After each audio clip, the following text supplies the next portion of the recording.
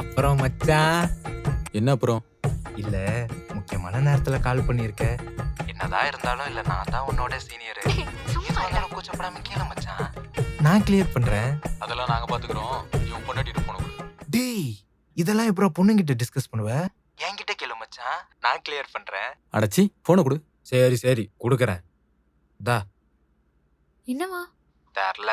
உங்ககிட்ட தான் பேசணுமா? ஸ்பீக்கர்ல போடு. சொல்லுடா. மீரா என்ன சொல்றா? அவளா டயர்டா இருப்பா போல. அசந்து தூங்கிட்டு இருக்கா. சரி, நீ என்ன பண்ற?